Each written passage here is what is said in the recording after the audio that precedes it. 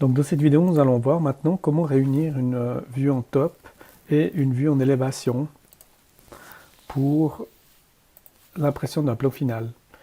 Donc nous retournons dans les différents plans. Donc ici c'est un plan vertical défini par 2 points. Donc on va prendre les 2 points d'axe de la grue ici vers la base. Voilà. Et maintenant ce que nous pouvons faire, nous pouvons enregistrer cette vue. Donc là je sélectionne ici une nouvelle scène, je lui donne le nom que j'ai envie de lui donner et ça me permettra à chaque fois que je dois revenir pour faire des modifications de ne pas avoir à redéfinir mon plan. Il est également possible ici de cacher et masquer certains éléments.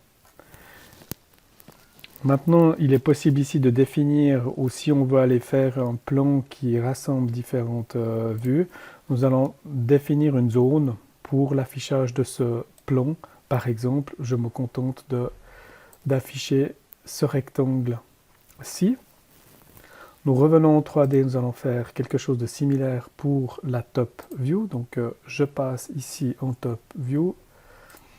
Au préalable, je cache mon layout et nous aimerions également cacher les cotes. Donc je cache les cotes et une fois que l'affichage est comme je le souhaite, je me crée ma scène que j'appelle top.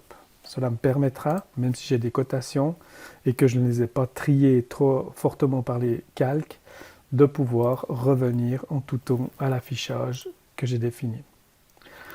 Voilà.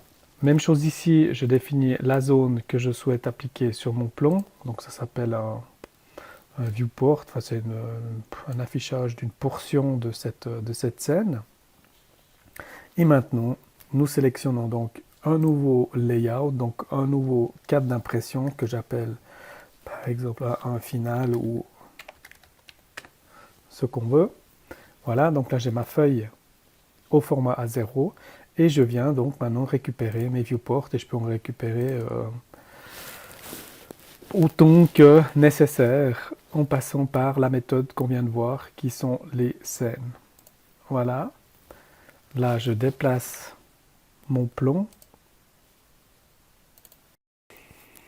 Voilà, et après il suffit de rajouter cartouche et d'imprimer tout simplement au format PDF en réglant non seulement le DPI si on veut une qualité un peu plus élevée au niveau rendu.